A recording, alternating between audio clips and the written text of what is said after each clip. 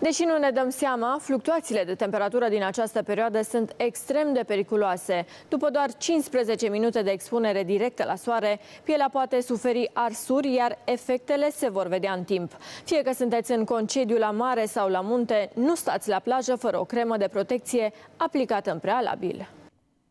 E perioada concediilor și litoralul, piscinele sau strandurile sunt luate cu asalt, mai ales după o lungă perioadă în care am fost nevoiți să stăm închiși în case. Cu toții am vrea să profităm cât mai mult de timpul rămas pentru relaxare în aer liber și să prindem un pic de culoare, dar atenție la arsurile solare. Arsura solară.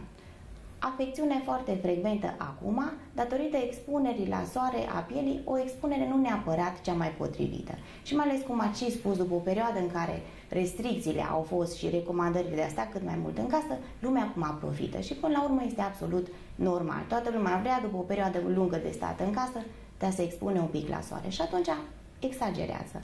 Asta înseamnă că expunerea se face cumva sau neconformă recomandărilor, se stă mult la soare și pacienții mai uită să-și aplice crema de fotoprotecție. Astfel că de multe ori ne trezim la consultație cu pacienți roșii din cap până în picioare. Arsura solară sau eritemul solar. O piele roșie pe care cu toții cred că am experimentat-o cândva de-a lungul vieții, cel mai prominent, exact cum ați spus, pe zonele expuse mai tare la soare. Fața, umerii, fața dorsală a mâinilor, piele roșie, sensibilă și dureroasă. Eritemul acesta solar, arsura aceasta solară, apare când pielea e expusă la o doză care deja devine toxică și în principiu radiația UVB este responsabilă de această arsură solară. După cum îi și spune numele, arsură reprezintă un traumatism pentru piele. Din start, arsură e ceva rău și atunci pielea are o suferință. Pielea aceea roșie înseamnă de fapt vasodilatație, adică vase de sânge dilatate, înseamnă declanșarea inflamației. Cu toți mediatorii ei apare durerea, apare edemul, apar veziculele. Ceea ce mai departe se întâmplă în urma tratamentului sau nu, pentru că pacienții de multe ori nu își respectă tratamentul, apare descoamarea și treptat apare vindecarea. Ce apare în urma vindecării uneori, hiperpigmentarea, deci pătarea pielii, pete maronii sau uneori pete albe, depigmentarea pielii, ca urmare a unei expuneri la soare total neprotejată. Deși ne place să credem că bronzul e un must în sezonul cald, medicii dermatologi sunt categorici când spun că expunerea la soare își va arăta efectele asupra pielii în timp, iar protecția este obligatorie. În primul rând, expunerea la soare pentru a obține un bronz nu e sănătoasă.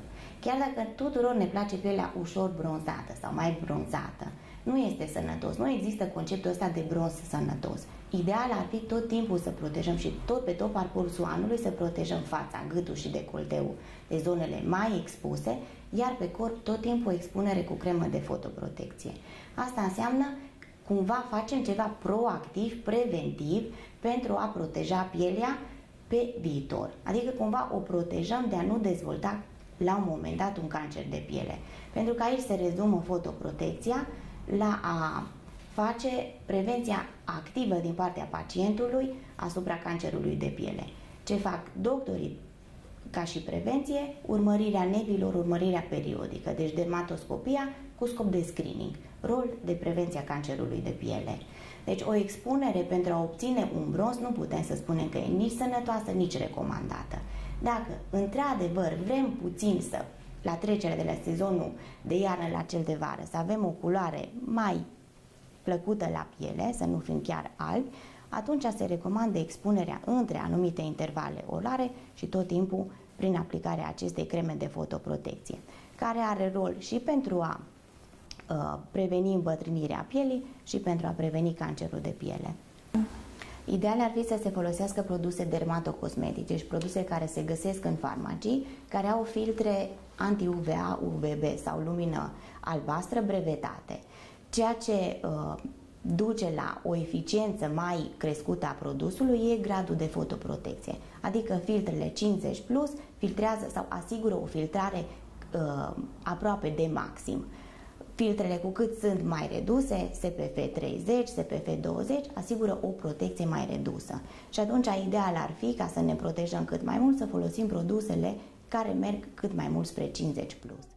este o falsă impresie vis-a-vis de produsele cu SPF50. Ele, fiind produse filtru, filtrează radiația ultravioletă. Asta înseamnă că la piele uneori mai ajunge o cantitate suficientă încât în urma zilelor consecutive de expunere să obținem un bronz ușor. Vis-a-vis de cremele de fotoprotecție există cremele ecran, care ecranează radiația ultravioletă și atunci la piele nu mai ajunge nimic din radiație. O atenție sporită trebuie acordată pielii copiilor. Aceasta este mult mai sensibilă și încă insuficient dezvoltată, iar soarele poate provoca leziuni majore într-un timp foarte scurt. Un copil se arde mai ușor pentru că pielea e în plină dezvoltare. Sinteza de melanină nu e așa de eficientă, iar melanina e cea care protejează cumva pielea. E ca și cum atunci când bate lumina în casă, tragem roletele să nu mai intre soarele. La fel și melanina, prin închiderea pielii la culoare, protejează. Ori copiii nu au această capacitate de sinteză de melanina. Deci pielea lor se arde. De aceea și recomandarea generală a dermatologilor e ca acești copii să nu fie expuși la soare deloc. Și aici din nou revin la crema de fotoprotecție, la pălării, la statul sub umbrela a copilor, chiar la hainele care au filtru UV, care acum se găsesc aproape peste tot. La fel de atenți trebuie să fie și cei care au diverse probleme dermatologice, precum alergii sau acnee și folosesc diverse produse care accentuează arsura și gradul de deteriorare a pielii. În principal, cel mai frecvent, într-adevăr, este cauzată de expunerea necontrolată la soare, adică timp lung, fără cremă de fotoprotecție. Arsura solară poate fi cauzată și de aplicarea pe piele a anumitor produse. Și aici pot să dau exemplu produsele destinate pacienților cu acnee, retinoizii cu aplicare topică, care fac o exfoliere, asta înseamnă că duc jos stratul de celule moarte, asta înseamnă că pielea rămâne fără o protecție a ei. Expusă la soare, fără fotoprotecție, pielea se poate arde. Și atunci, într-un timp foarte scurt, un pacient care își aplică pe față produse sau tratamente pentru acnee se poate arde. În urma acestor arsuri rămân acele pete maronii, hiperpigmentările post-inflamatorii. Un alt aspect este aplicarea pe pielea unor uleiuri și acum toată lumea folosește cumva uleiuri esențiale. Uleiul de bergamotă, de exemplu, aplicat pe piele, pielea expusă ulterior la soare poate lăsa o arsură exact de forma și uneori se și vede modelul de aplicare pe piele prin masaj al acestui ulei de bergamotă. Deci e arsura solară cauzată de aplicare a ceva pe piele care în contact cu expunerea la soare duce la arsură. Altfel de arsuri solare cauzate de medicamente sistemice și aici tot la pacienții cu acnee mă refer, anumite antibiotice care ei și le administrează timp îndelungat, înghițite, deci administrate sistemic, fac ceea ce se numește fotosensibilizarea pielii, adică fac ca pielea să fie extrem de sensibilă la expunerea la lumina naturală. Ori o astfel de piele expusă la soare, poate chiar o jumătate de oră cât joacă un basket sau un fotbal, poate duce la arsură solară, uneori de intensitate severă. Pacienții se prezintă cu piele roșie, dureroasă, uneori chiar cu vezicule. Deci, din nou, există recomandarea aceasta de o atenție excesivă sau cumva exagerată și o insistență exagerată asupra cremelor de fotoprotecție.